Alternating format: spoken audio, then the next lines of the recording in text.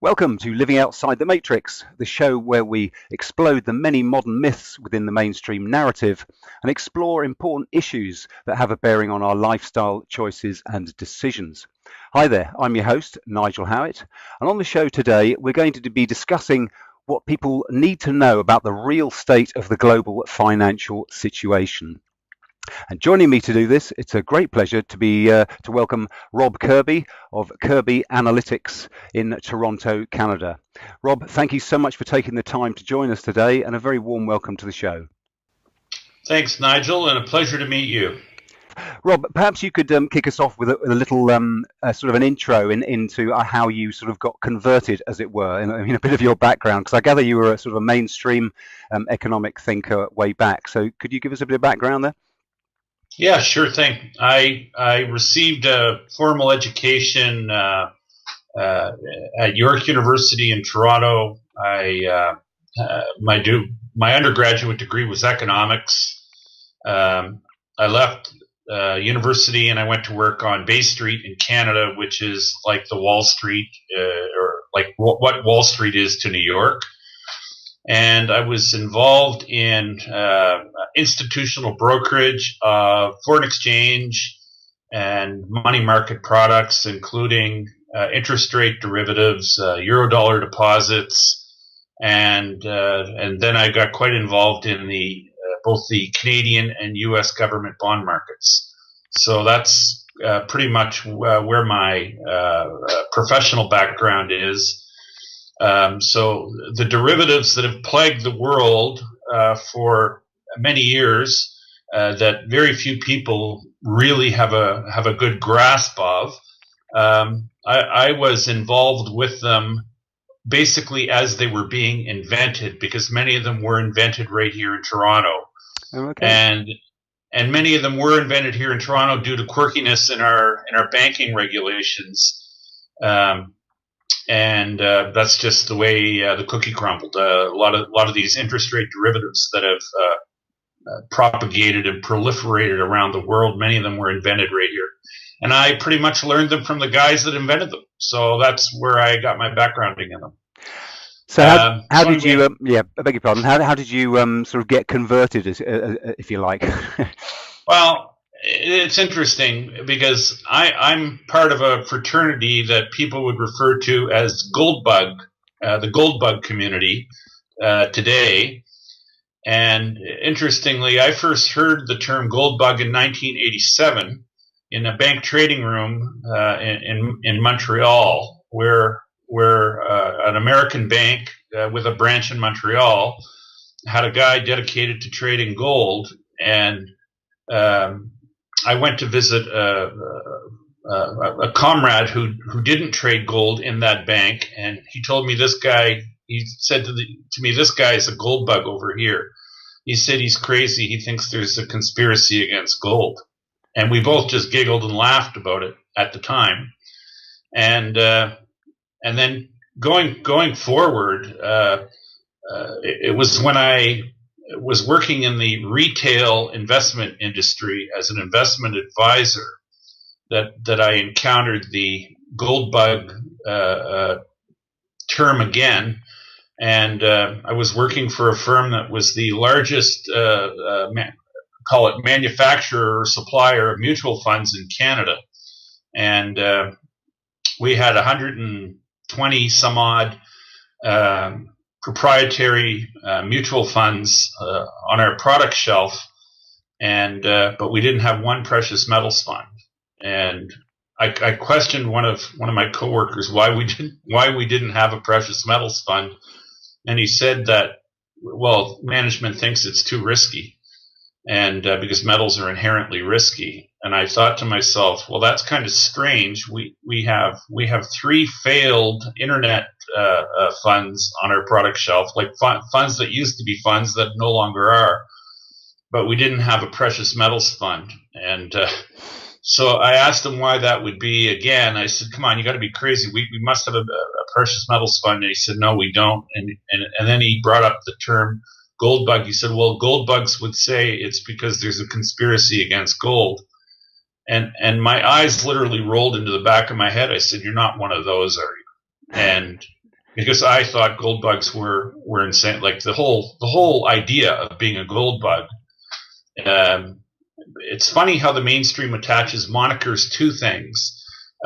If you're a gold bug, you're considered a conspiracy theorist. Sure. Well, conspiracy theorists are the kind of people that think that the fairy tale of 9/11 isn't true. Conspiracy theorists are the kind of people who think that Lee Harvey Oswald didn't act alone. And lo and behold, really in the last year or two, we've really seen evidence showing that both of those are fairy tales. And the conspiracy theorists, in quotes, really were right. So, indeed, that's how I came along the line. And anyway, this chap who told me that gold bugs would say that there's a conspiracy against gold, I basically said to him, "You're crazy. Give me an hour on the internet, and I'll be able to show you how crazy you are." And after an hour of cursory research, all I could find was evidence that I was indeed the crazy one, being stuck to my mainstream beliefs. So yeah, I mean, I was challenged.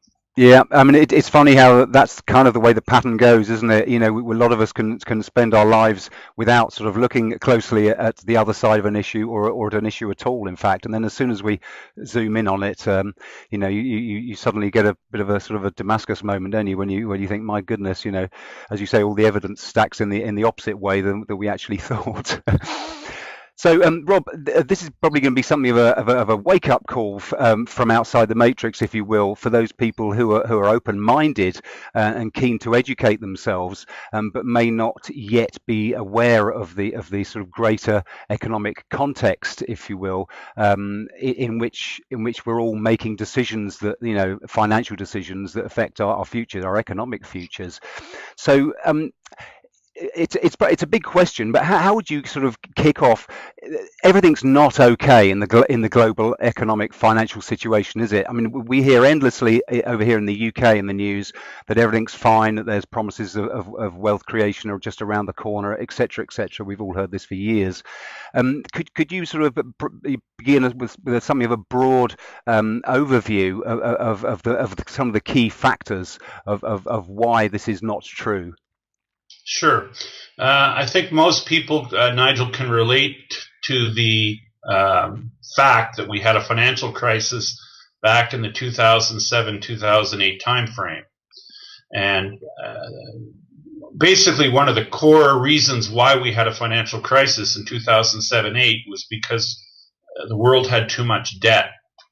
Well, today we have we have probably just about doubled the amount of debt. So the one of the real core problems that we had or faced in 2007-8 has only been made worse.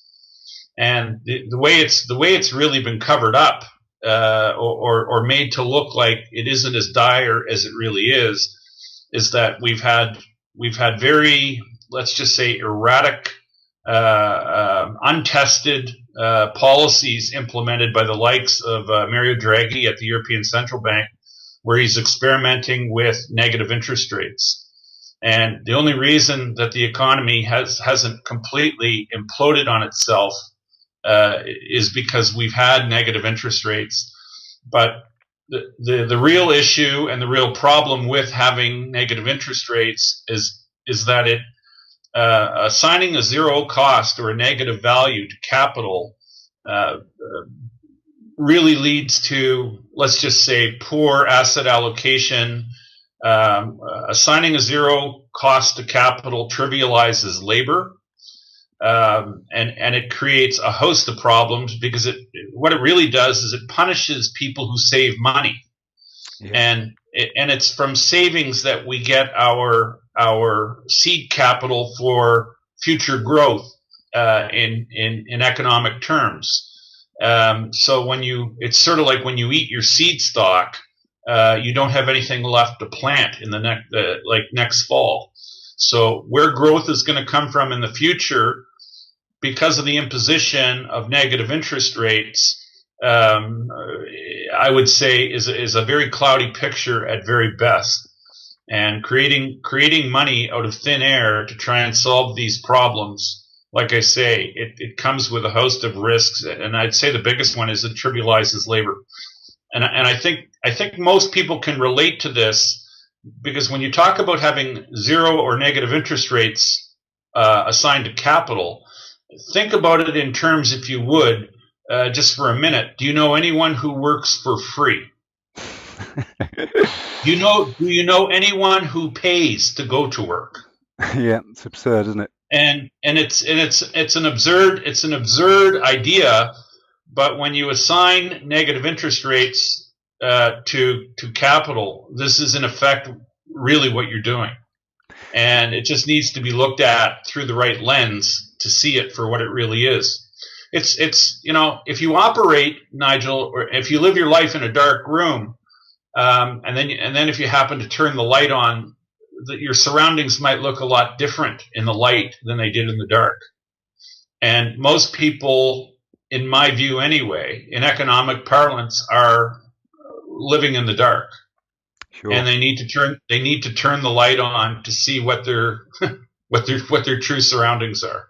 So it seems to me that some of the the real fundamentals of economics, you mentioned there that you studied economics in your main degree. Some of the fundamentals are really sort of being turned on their head. Then the fact, as you say, that most householders can relate to the fact that you save up for something in order to invest capital, or you may borrow appropriately at a price, and a lot of people seem to forget that money is a commodity like all others. So if you're borrowing it to use it, it seems reasonable to pay a fee to do so, and all these sorts of things. So it seems that some of the basics are being fundamentally ignored by these so-called experts that are in the the European Central Bank and in the Fed, etc. Would you agree? Very, very much so. It's what I mean. Really, what it comes down to, when interest rates are zero or negative, people are it's sort of like having an open bar. And when you have an open bar, people drink a lot more than they should, and then they pay the consequences the next day with the big head. Well, when people borrow too much, you might even be able to say it's manageable up to the time when rates are maybe forced up for some reason. Carrying very large debt load at a zero interest rate is a lot different than carrying a very large amount of debt at a 4 or 5% interest rate, especially when you look, when you talk about, in the case of mortgages anyway, you look at an amortization schedule, and you look at what it costs you on a monthly carrying basis to carry, 200 or 300 quid at zero, or 200 or 300 quid at thousands. At 4 or 5, 6%. I mean, your monthly outlays, your monthly service can fluctuate very, very dramatically if we happen to get a thing like, which many people have been speaking about, a financial reset. My view is that the global economy is weak enough that, and the stewardship of the world's reserve currency, the American financial powers, in my view, their stewardship has been so poor that the likelihood is growing almost on a daily basis that the world will reject the dollar. And there could be an economic reset that could come about quite swiftly. And I would suggest to anybody that wants to listen that if we have an economic reset, the cost of capital most very likely will not be zero any longer. Sure. And the cost of capital could be reset to a positive, let's just say a positive return, or a substantial return over where it is today. What's just to concretize that for some of the listeners, what sort of event or thing could precipitate a financial reset? Well, the kind of things that could precipitate a financial reset are a lot of the things that are going on right now. we have America that's $21 trillion in debt. And there's also talk of two government agencies, namely the Department of Defense and HUD, Housing and Urban Development, that over the past 15 years allegedly can't account for $21 trillion that allegedly went through their books.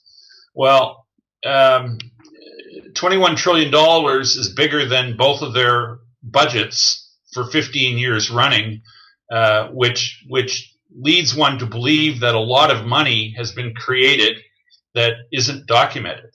So what it really comes down to, we don't know, at least, and in my view, nor can I trust when the American keeper of monetary aggregates, which is the St. Louis Federal Reserve, I don't believe when they say that the money supply is X.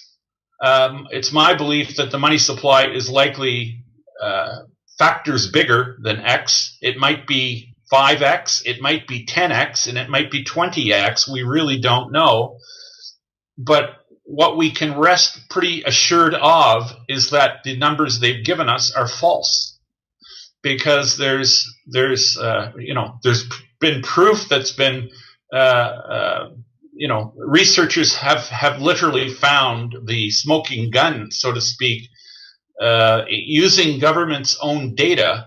Dr. Mark Skidmore, who holds a big research chair, he's a PhD at Michigan State University. He has a research staff, and he's gone through the U.S. government books along with the likes of Catherine Austin Fitts, who's a former undersecretary of HUD in the Bush senior administration, and their work shows that there are unaccounted for adjustments in the books of HUD and the Department of Defense, totaling $21 trillion over 15 years, and their work and research and making this information public has led to the White House ordering the first ever audit of the Department of Defense ever, where they literally have about 3,000 plus people, accountants, forensic accountants, going through the books of the Department of Defense.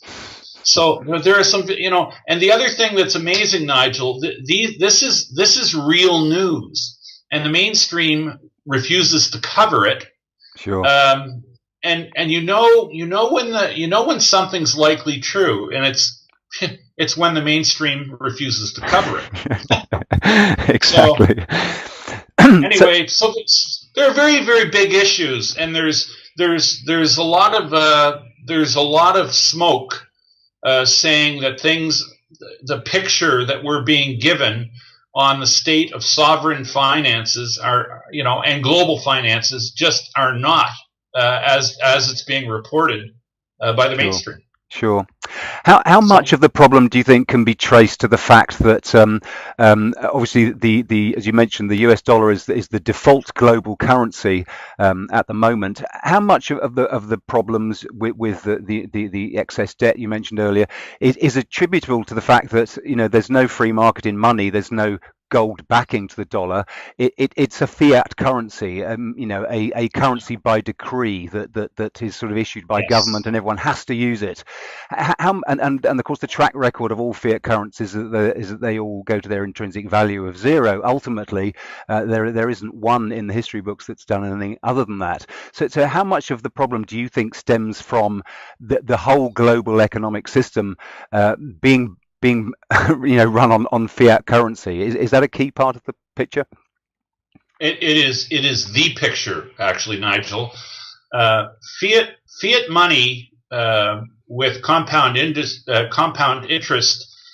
is by its very designed to fail. Just as plants and human beings and animals have a life cycle, it begins with birth, and then it has middle age, and then it has old age, and then it has a death aspect to life. Fiat currency, because it has interest attached to it, the life cycle of fiat currency is that it must grow, because when because in a fiat money regime, all money is lent into existence, and when money is lent into existence, when it's created, the interest is not created, which means that you must create more fiat money so that the interest can be paid on the last unit of fiat currency that you created. So by its very, this is not an emotional representation. This is mathematically the way it works, and it's explained very well on a website by a chap named Chris Martinson. And if you go to Chris Martinson's site, and if you type in the search, the crash course, it will explain to you the life cycle of fiat money. And the way fiat money works is that its growth rate in the early years is very, very, very slightly inclined curve upward to the right. But the fiat money regime, and it doesn't matter what the rate of interest is, as long as it's positive, the growth rate of the money inflects, and it bends up, and it literally goes vertical at some point.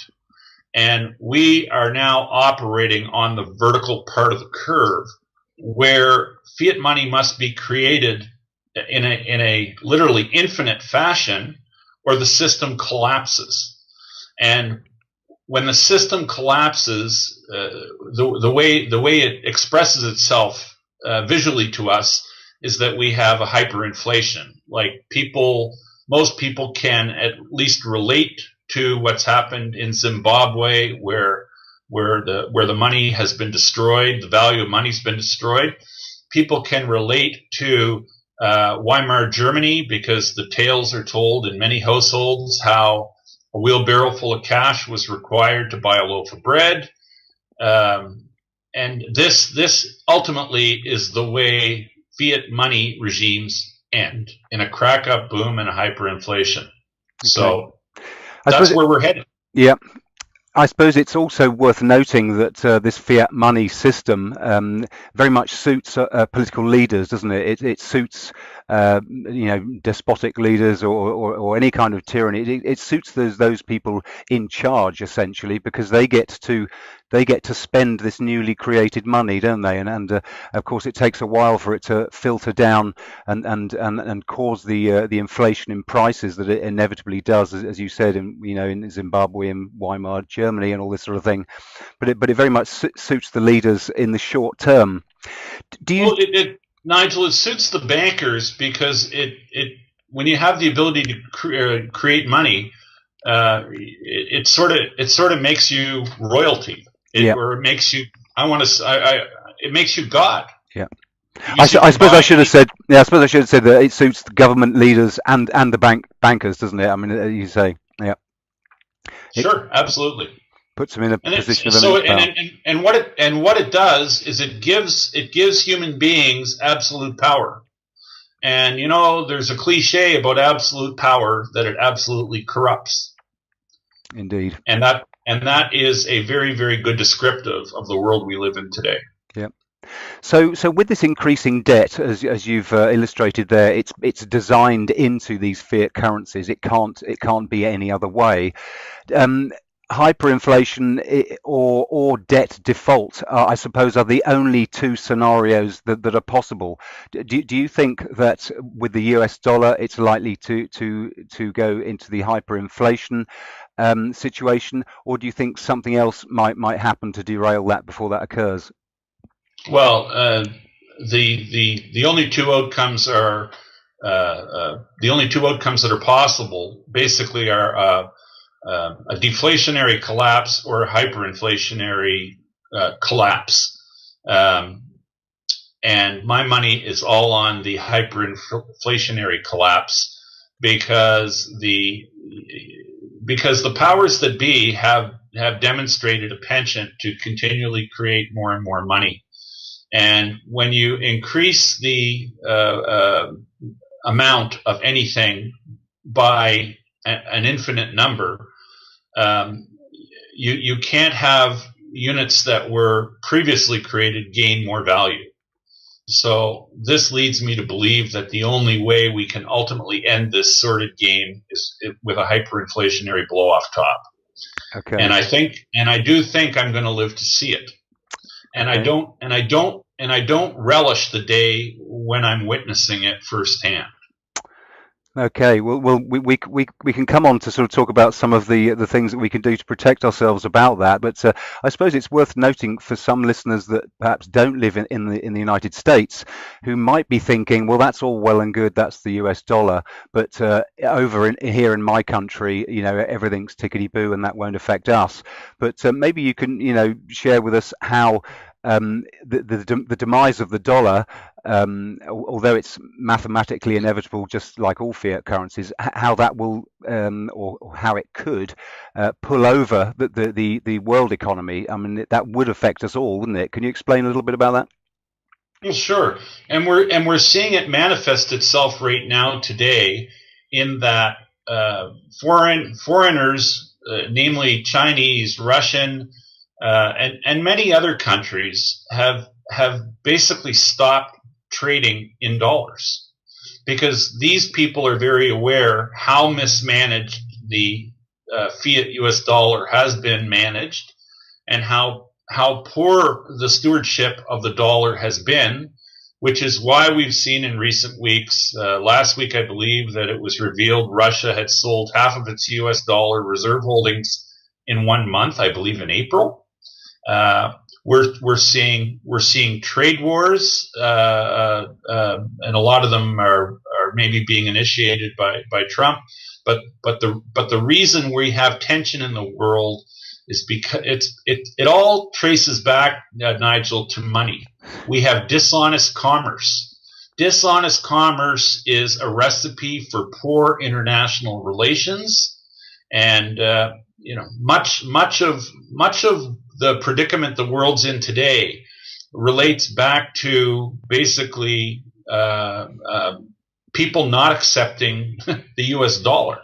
It was Saddam Hussein in Iraq back in the around about the millennium, when he said he was going to sell his currency or his oil for euros instead of dollars. And this was the beginning of the undermining of the petrodollar standard. And since Saddam initially sold his oil for euros, do take note of what happened to Saddam Hussein for doing such a thing. Yeah. We've seen other countries follow suit, where we have Iran doing their oil trade in non-dollars. We have Venezuela doing their oil trade in non-dollars. We have China buying Iranian oil for Chinese yuan. We have also seen the Shanghai Cooperative Group, which includes Russia and the BRICS countries. They're basically setting up parallel entities to the infrastructure that the dollar standard has always had. Things like the equivalent of the World Bank has been created in the Shanghai Cooperative Group. The Asian Development Bank, which is like the equivalent of the IMF. They're building parallel structures that will allow them to facilitate international payments in non-dollar. Okay. And so countries around the world are preparing for a day when they don't do any trade in dollars. Okay. And these guys will, so to speak, hit the beach running, whereas in the West, where we're very, in my view anyway, overcommitted to the dollar standard, things could get very, very rocky and very dicey for us in the Western world, being as attached to the U.S. dollar standard as we are. Yeah, so basically the petrodollar is dead, really, isn't it? I mean, its time is up. Although countries aren't being invaded for doing what Saddam Hussein attempted to do now, it's unstoppable, isn't it? As you say, the BRICS nations all arranging trades amongst themselves outside the petrodollar. So that must be a key factor in the demise of the dollar. Do you think that it will be the dollar that precipitates a global financial meltdown? And you mentioned the timescale of within your lifespan. I beg your pardon. Yeah, what it really is all about, Nigel. When people people have asked me over the years, well, when do you expect this reset to happen? And my answer is, like, we're sort of living through the preamble to it right now. It's happening around us now. I mean, a lot of people don't recognize what's happening to the value of their money. If you look at what median income is in the United States of America and what median income has done over the last 10 years, the median income in America in 10 years has gone from 50 to 59,000 US dollars. And that seems like maybe a healthy increase, and it actually falls in line with official government numbers, what they say inflation is, namely between 1.5% and 2% a year. And if you apply that inflation rate to 50,000, 10 years later, you end up with a number around 59,000. But the problem is that $50,000 American dollars 10 years ago would buy 23,000 pounds of ground beef. But $59,000 today only buys 17,000 pounds of ground beef. So more money is buying less. Right. Okay. Yeah. You've got 9,000 more dollars a year in today's dollars, but you're getting 7,000 pounds less of purchasing power and I mean, look, ground beef wasn't picked because it's an anomaly. Ground beef was picked because it's representative of something that everybody purchases almost on an ongoing basis, because it's a staple in food. Sure. I suppose there are certain things that help to mask that situation, aren't they? The fact that our money buys less and less, as you say, with things like technological products, with computers and mobile phones that have a tendency to get cheaper, don't they? As the technology improves. Sure. That goes some way to hide the truth of what's happening, I suppose. Well, the electronics is what the powers that be typically point their finger to say that inflation is low. But the problem is, Nigel, people don't buy TVs every day, but people have to eat every day, and people have to buy groceries every other day, or at least weekly. And the lion's share of people's incomes are going into things that are going up much higher than what government reports. Yeah. And the other thing that has occurred to mask what inflation is that the way the government measures inflation has changed dramatically today versus what it was 30 years ago. 30 years, if we measured inflation today the same way it was measured in 1980, we would have an inflation rate being reported by the government of about 8 to 9% annually, minimum. Yes. And I mean, it's if one can imagine kicking a football from midfield to kick it into the net, so you're at midfield, you've got roughly a 50-meter kick. Well, if I move the goal back 30 yards and then I say that you're still standing at midfield, you have to kick the ball a lot harder to get it to the net. Yeah. Because even though you're standing and of course the powers that be would say, no, you're just kicking. You're going to try and kick a goal from midfield. Yeah. But they've moved the standard. Yeah. They moved it back 30 yards. Endless lies and propaganda from official Sure. sources. I mean, this is one of the things that people need to be wary of, isn't it? The fact that the ways of, here in the UK, the way that they measure unemployment, for example, it changes every 5 minutes. I think That's there's been right. something like 40 or 30 something changes over as many years. So that is something that we all have to be aware of.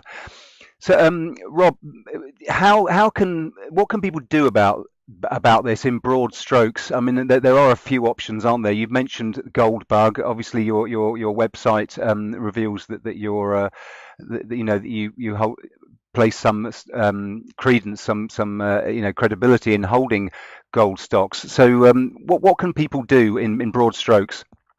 In my view, people need to have uh, uh, physical precious metal in their financial portfolios, and it's might be a little bit tough for a lot of people to accept that, given that precious metals prices have been suppressed and manipulated by the powers that be for a very long time.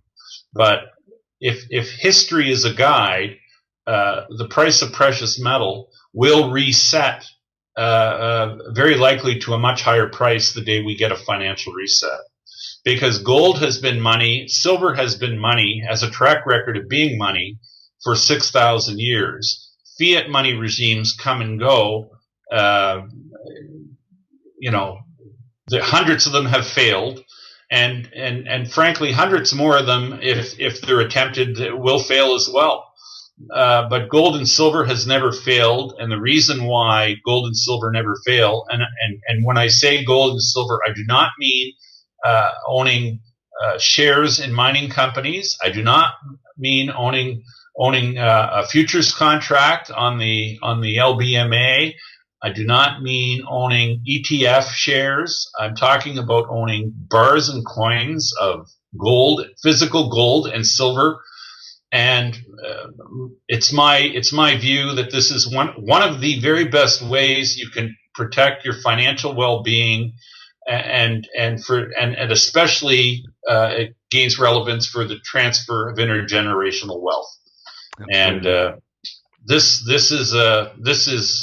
is a time tested, and and listen, gold and silver have never gone to zero. No, Uh, indeed they mining haven't. shares go up and down, currencies go up and down, the fortunes of companies go up and down, and the price, of course, of precious metal goes up and down in the futures markets. But a physical ounce of gold is always going to be a physical ounce of gold, and it will always have value. And believe it or not, you can take a physical ounce of gold and you can go anywhere in the world and receive local currency on the cash on the barrel anywhere in the world with a physical ounce of gold. Try taking a $100 American bill and try taking it to China to spend it, or taking it to Russia to spend it, or taking it to other countries where they've outlawed the dollar. You know, all I'm saying is that the physical ounce of gold is accepted universally. Paper currencies may or may not be, depending on where you are at any time. Sure. So, What do you say to people that offer that, the world central banks have kind of got all the gold, you could say, obviously not absolutely all of it, but they've got hugely significant quantity. The Russian government, the Chinese, who knows how much is in the American vaults at Fort Knox. But some people would say that a lot of the gold is so in the hands of governments that could be a hugely distorting factor, if you like, to put it mildly. well, let's just say this with regards to uh, whether or not the world is operating under a gold standard or not. Uh, Gold has a natural flow which occurs uh, irregardless of whether we have a gold standard. Just like water flows from the mountains to the sea, Gold flows from countries that have balance of trade deficits to countries that have balance of trade surpluses. So when you look at who in the world has the biggest balance of trade deficit, that's America. And you look at who has the world's biggest balance of trade surplus, you're talking China. Gold flows from the west to the east. Yeah. And that is a universal constant, and that is happening whether you recognize it or accept it or believe it or not. And because that is a natural occurrence in a world where we have balance of trade issues between economies. Yeah, that's a great point. I mean, that kind of speaks again to one of these fundamentals, we spoke of at the beginning of this discussion. But obviously, that one, you can't change that. As you said, that's just a fact of reality. No, it's a universal constant. That's been going on for 6,000 years. That movement was occurring in Roman times. That movement has been occurring in the Middle Ages, and it's occurring today. Yep. And whether you like it or not, and there are people, the minute you bring up the term gold standard, people say, well, we're not going back to a gold standard. I'm not even saying we're going back to a gold standard, but I think we might, or we might go back to some sort of an asset-backed standard. And it might not be a pure gold standard. It might be a bimetallic standard we go back to. But ultimately, I know that we have dishonest commerce today. And dishonest commerce has caused the world a world of grief. And the only way we're gonna have an attempt to rectify the grief that the world is currently suffering is to get back to some sort of honest commerce. And that means we're going to need to have honest money. Yep. Honest weights and measures is a key to peaceable relations around the world. Absolutely. And whether we go back willingly or kicking and screaming, the world will be forced back onto some sort of a standard where money has integrity. Yeah. Which means it's going to be backed by tangible stuff, and there may be an energy component to it. There may be an agri component to it. And there most very likely, in my view anyway, there will be a precious metals component to any future global standard we have for money. Yeah, so absolutely. That's where I think we're headed. Sure.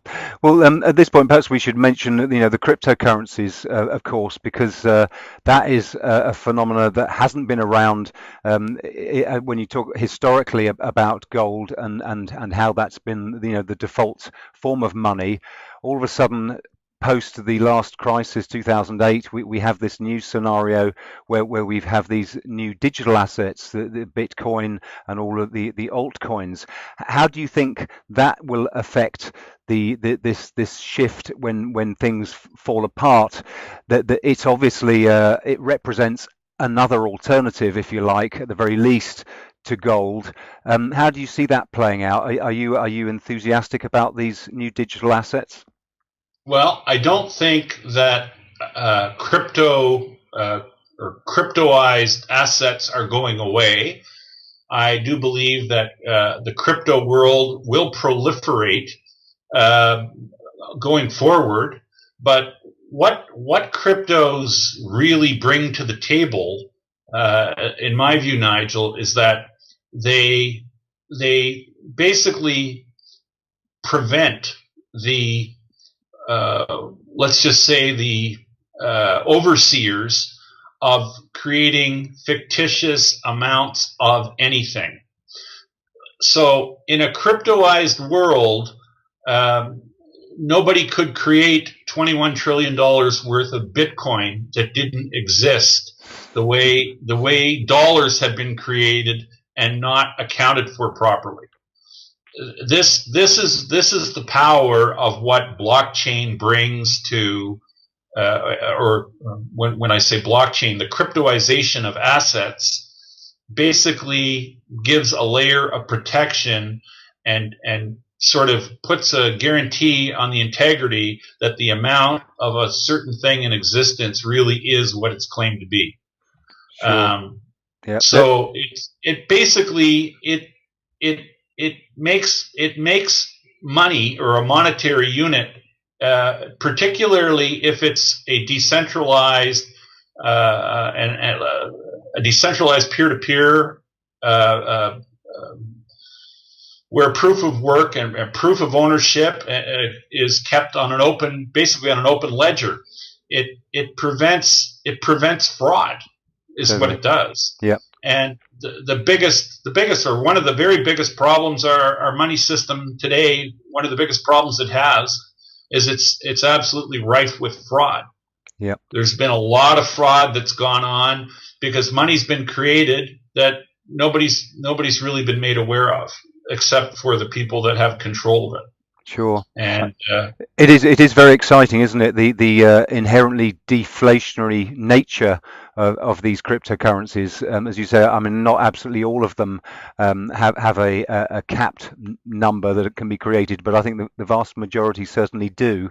And it is exciting to appreciate that, as you say, these currencies cannot be inflated. They can't be manipulated in that sense that the value of any one. Yeah, the value can be brought down by flooding the market with more and more of them, which is a key point, isn't it? It's certainly one of the cryptocurrencies' major strengths, I would think. Oh, absolutely. You have a finite supply, but I mean the whole construct behind gold and what made the gold standard reliable was that there's a very finite amount of gold that's mined out of the Earth's crust every year. Really, and despite whatever the price is, the supply of gold is very inelastic. If the price of gold were to spike by $2,000 or $3,000 an ounce, we wouldn't have gold production doubling, because it can't. Yeah. Because the Earth only gives up so many ounces of gold per year. And the amount of gold that gets mined out of the Earth's crust these days is somewhere around 3,000 metric tons. Per year? Is that per year? Per year. Yeah. And the amount of silver that gets mined out of the Earth's crust is roughly 8.5 times that. Which would also brings me to another, I think, an interesting point. If 8 times or 8.5 times more silver is mined from the Earth's crust every year than gold, why is the price of an ounce of silver 1/76th the price of an ounce of gold? Yeah. Something is wrong. Yeah. Okay? Because silver, to begin with, every ounce of gold that's ever been mined out of the Earth's crust is above ground in some form, whether it's jewelry, a bar, a coin. But every ounce of silver that gets mined, or the vast majority of silver that gets mined, is consumed in industrial processes, whether it's photography, whether it's in medical applications, whether it's in mobile phones and things. Oh yeah, and then the solar panels are huge consumers of silver, and all the munitions in the in the military industrial complex, all the bombs, they have immense amounts of silver in them. So silver tends to get consumed, and 8.5 ounces of silver are mined for every ounce of gold, and yet the price of silver is like 1/76th of the price of an ounce of gold. Is that purely manipulation, Rob? Is that just somebody tinkering around with the numbers on the exchanges? How does that get sustained? Because a lot of people have mentioned that silver is arguably a better investment than gold for the reasons you've just outlined. So why do we still see the price of silver on the floor, as it were, to the point that the production of silver is almost uneconomic, in spite of the fact that it's one of the most useful substances on the planet? Yeah, well, in my view, Nigel, that is a situation that cannot maintain itself long term. No. And And in my view, something a lot more natural would be to see a price ratio gold to silver, probably something in the 15 to 1 region. And so what that would imply, and does imply, at least to me, it has to mean that either the price of gold is much too high or the price of silver is dramatically too low. And I don't believe that the price of gold is much too high, because the cost to produce an ounce for most companies in the world today, most mining concerns, they have cash costs of roughly, I believe, it's somewhere around $900 to $1,000 for most mining companies to get an ounce of gold out of the ground. So that would argue that if gold were to drop dramatically in value, mining companies would just close. Sure. And then there would be no gold. And then the price, of course, would have to go back up. But silver is being mined very, very close to its cost per ounce. And in many cases, it's being mined under its cost of production. And when I say that, I'm referring to the fact that silver is basically used as a credit. Much of the silver that gets mined in the world today it comes out of the ground as a byproduct of mining zinc or copper or even lead, because those are metals that tend to be in the same kind of rock that you would extract silver from. Right. And what they do, if you have a primary zinc mine that also has offtake of a large number of silver ounces, they count their silver ounces as basically being allowing them to produce zinc cheaper. But at the end of the day, these things are all finite, and everything that comes out of the Earth's crust is finite, and you cannot take more than what the Earth gives up. No, plain and simple. Absolutely, it's a welcome sort of reality check, isn't it? In some respects, I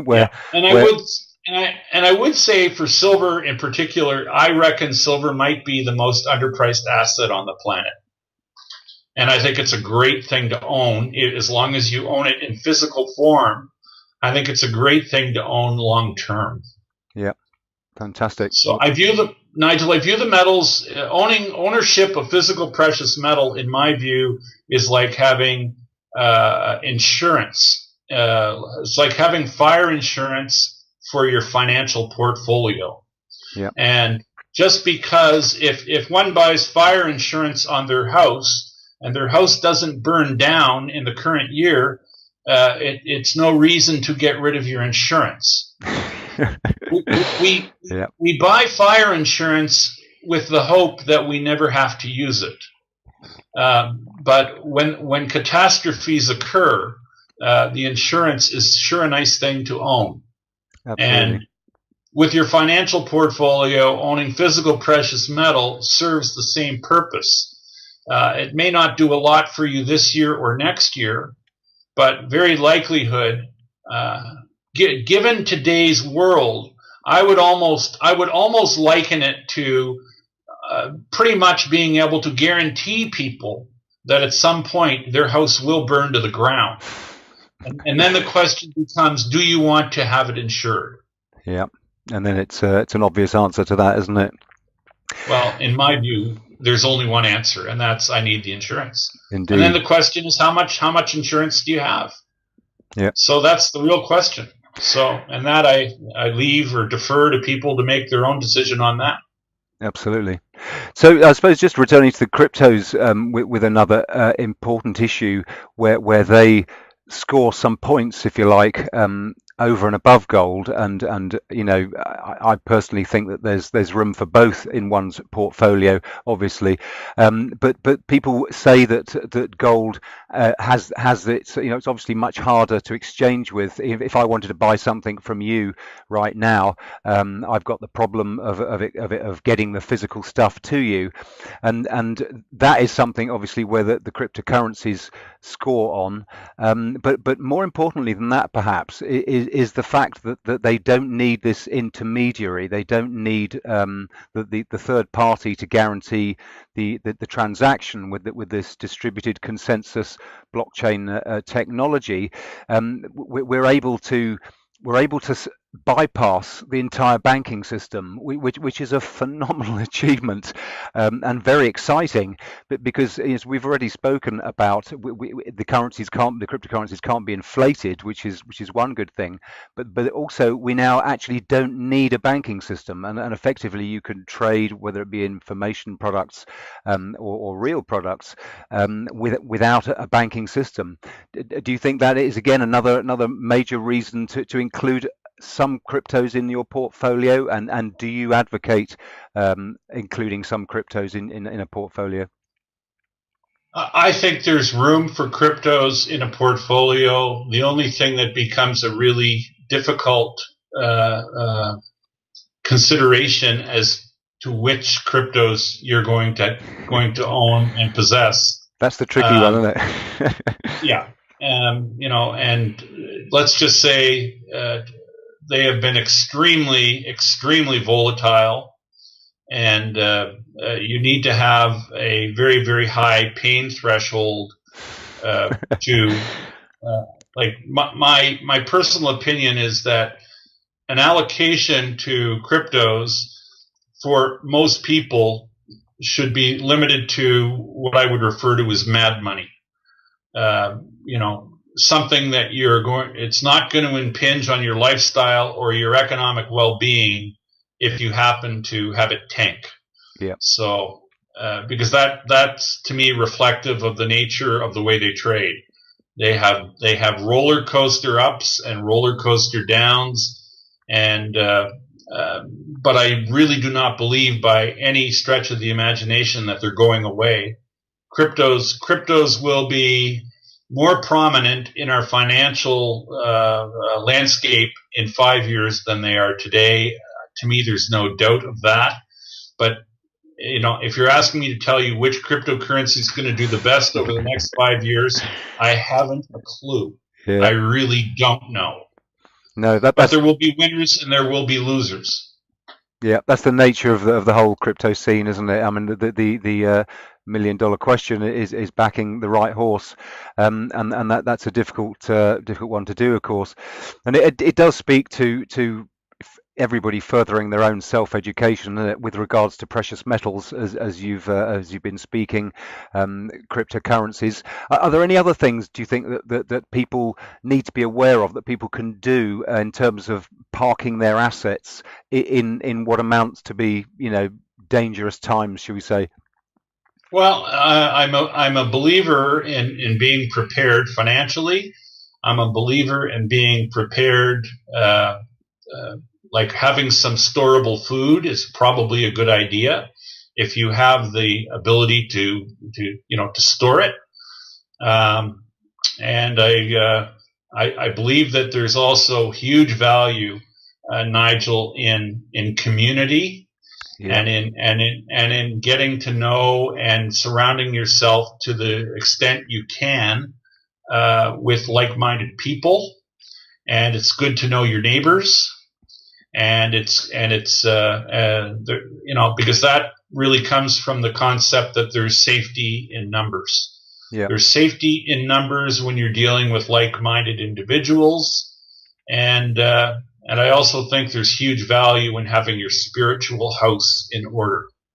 Yeah. And these are all, some of these might be a little bit intangible for some people, but I think there's huge value in all of these areas.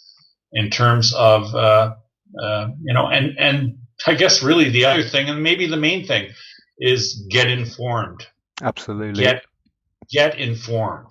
Yeah, I think that the ultimate asset really is self-education, isn't it? Is knowledge, and knowledge is power. Yep. These days we're awash with information, some of it true and some of it not. But information isn't really knowledge, is it? Until a process of thought has been brought to bear, and a certain amount of research. I mean, Yeah, absolutely. yeah, I think Yeah, yeah. there's also some merit maybe in investing in things, actual useful stuff. One of the things I invested in was a generator, for example, to protect against power outages. But it seems to me that a lot of the people out there, the general population, when I look around in the UK, is that it's very much a hand-to-mouth existence. It's very much a frail existence. There seems to be very little security against this potential economic storm that you've sort of outlined, and its mathematical inevitability. And one of the things I hear most often is people sort of saying, oh, it'll never happen, or they won't let it happen, um, as if various fundamentals of economics, as you've said, could be sort of held back like King Canute holding back the tide. That's not going to happen, is it?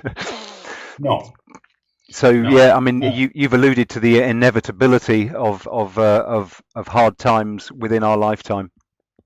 I absolutely believe we will encounter some very difficult times in the not too distant future, I believe. Yeah. So just aware of time running away with us here, Rob. You also do you still have a book in the pipeline, and maybe you could share with listeners a little bit about how they might contact you, maybe subscribing and so Yeah, forth to Kirby actually, what Analytics. I with the book, I only ever produced 3 manuscripts of the book, physical manuscripts. And Nigel, what I really have been doing is people that ask, I send them the electronic version of it for free. And this was written in the fall of 2004, so this was pre financial crisis and pre housing crisis in the early or mid 2000s, and I think it was pretty prescient things that I had to say in the 2004 timeframe, because an awful lot of what I spoke about has really come to pass. Yeah. But anyway, that's sort of the state of the book. The book really should be rewritten, and it should be updated, because so much has occurred since the book was initially written. But it's still highly relevant today. I have to say, because it really described a lot of what has happened, and and has a lot to say about what's likely to still come down the pipe. Mm. So where can people contact you, Rob? you can catch me on the web at kirbyanalytics.com, and you can contact me through there. Yeah, and there's a there's a lot of material archived on the site, Nigel. Yeah, sure. And I believe there's a subscribe to. You have a newsletter that people could subscribe to as well. Yep. Fantastic. Well, look, Rob, thank you so much for taking the time to share this insight with the listeners, and giving people some broad strokes as to what they can do about the situation as well, which is always quite important, and pointing out that the ultimate resource, of course, is knowledge and self-education. So I do hope people feel suitably inspired and to knowledge up and to pursue their own investigations into this very important topic. But thank you very much to all of you for listening, and I do hope you will join us again for another episode of Living Outside the Matrix. Be the change you want to see. Be the change you want to see. Be the change you want to see.